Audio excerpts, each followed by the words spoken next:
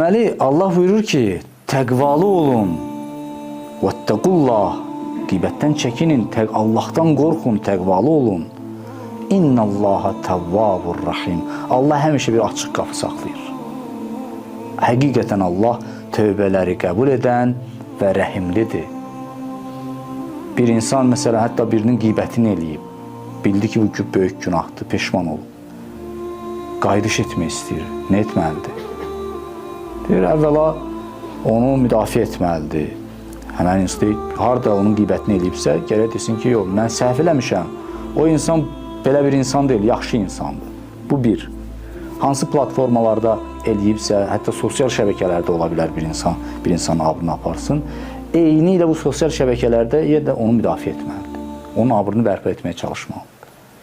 Bu birinci adım. İkinci adım odur ki, indi bu adam eləyə bilmir heç cür. Əlində o vəsait yoxdur, o imkanlar yoxdursa, nə etməlidir?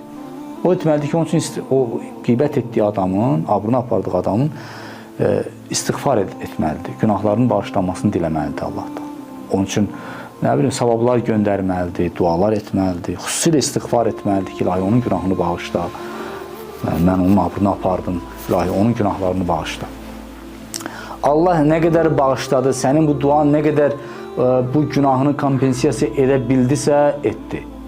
Yox, edə bilmədisə, sən tapşırsan Allaha. Deyirsən, ilahi, sən ödə.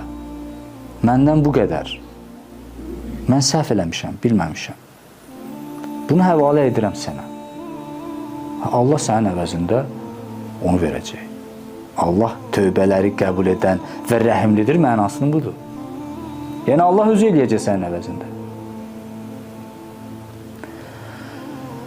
Bütün bunlar məqsəd nədir?